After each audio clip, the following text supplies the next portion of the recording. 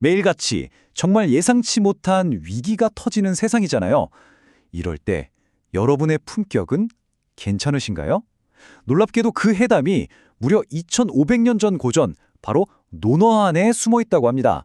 오늘 저와 함께 그 비밀을 한번 파헤쳐 보시죠. 본격적으로 시작하기 전에 잠시 멈춰서 스스로에게 이 질문 한번 던져보면 어떨까요? 가장 급박하고 모든 게 막 무너질 것 같은 그 순간에 나는 과연 어떤 모습일까? 어쩌면 그게 바로 꾸미지 않은 당신의 진짜 모습일지도 모릅니다. 네, 오늘 우리는 이 5가지 열쇠를 가지고 노노가 알려주는 위기 속 자기관리 기술이라는 문을 한번 열어보겠습니다. 자, 그럼 하나씩 따라와 보시죠. 첫 번째 주제입니다. 논어 향당편 13장. 혹시 이걸 그냥 캐캐 묵은 옛날 예절책으로만 생각하셨다면 오늘 아마 생각이 완전히 바뀌실 거예요. 이걸 현대인을 위한 자기조절 기술서로 한번 새롭게 읽어보겠습니다. 그렇죠. 누구나 평온할 때는 품이 있어 보일 수 있어요.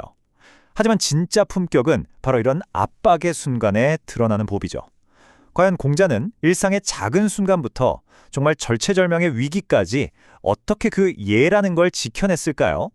첫 번째 지혜는 의외로 선물에서 시작됩니다. 공자는 선물을 대하는 태도부터가 남달랐어요. 여기서 중요한 건 가격이나 쓸모 이런 게 아니었습니다. 그 선물이 가진 고유한 결, 그러니까 본질을 꿰뚫어보고 존중했다는 거죠. 자, 이 원문을 한번 보시죠. 임금에게 받은 선물 종류에 따라서 공자의 행동이 완전히 달라집니다.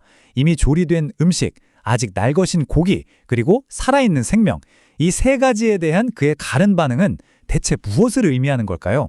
보세요. 음식은 예를 갖춰서 그 자리에서 바로 맛보고, 날고기는 재래의 예법에 따라 조상께 먼저 올리고, 살아있는 생명은 그 자체로 존중해서 길렀습니다. 핵심은 바로 이거예요. 선물해준 사람의 정성뿐만 아니라 그 선물 자체가 가진 생명력과 본질까지 헤아리는 것. 이야, 이건 정말 고도의 정신 수양인 셈이죠. 자, 이제 다음 단계로 한번 가볼까요? 이번은 훨씬 더 극적인 상황입니다. 긴급한 부름과 극심한 고통. 이 2가지 위기 속에서 공자는 과연 어떤 원칙을 지켜냈을까요? 바로 불사가 행입니다. 이게 그냥 맹목적인 복종 이런 게 아니에요. 이건 상대에 대한 존경심을 즉각적인 행동으로 증명하는 태도입니다. 생각해 보세요. 현대 비즈니스에서도 신뢰는 반응 속도에서 결정될 때가 많잖아요. 완벽한 준비를 기다리는 게 아니라 지체 없는 반응이야말로 상대를 최고로 예우하는 아주 강력한 방식인 겁니다. 그리고 여기 인간의 본성이 가장 적나라하게 드러나는 순간이 있습니다. 바로 몸이 아플 때죠. 공자는 병이 위중해서 정말 기력이 다했을 때조차 흐트러짐을 용납하지 않았습니다. 임금이 문병을 오자 그는 머리를 동쪽으로 향하게 합니다. 몸 위에는 정식 관복을 덮고 심지어 띠까지 늘어뜨렸죠. 이 모든 행동은 저는 지금이라도 조정해 나갈 준비가 되어 있습니다. 라는 무언의 메시지였던 겁니다. 자신의 병상이라는 가장 사적인 공간을 상대를 위한 공적인 예우의 장으로 완전히 바꿔버린 거죠.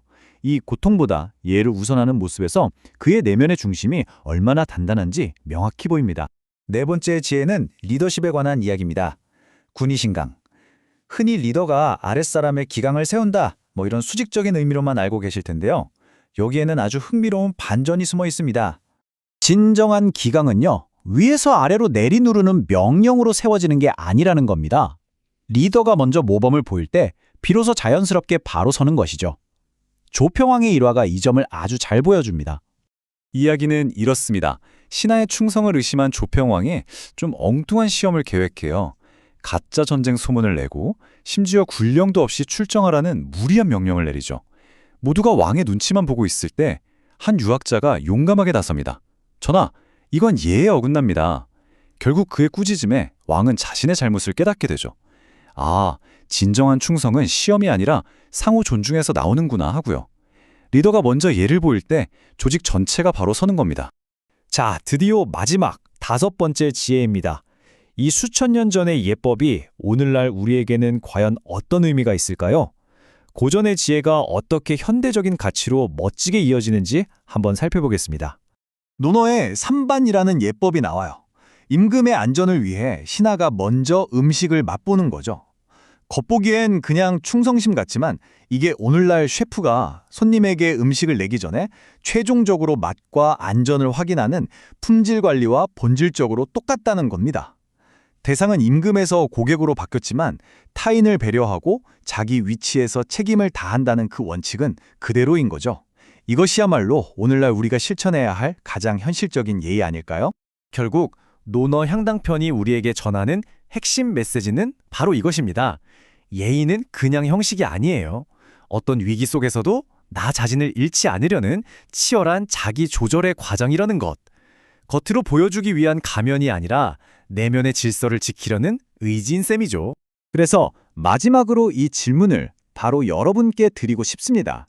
이 예측 불가능한 세상 속에서 어떤 상황이 닥쳐도 당신을 굳건히 지켜줄 당신만의 원칙, 당신만의 예의는 무엇입니까? 그 답이 바로 당신의 품격을 결정할 겁니다.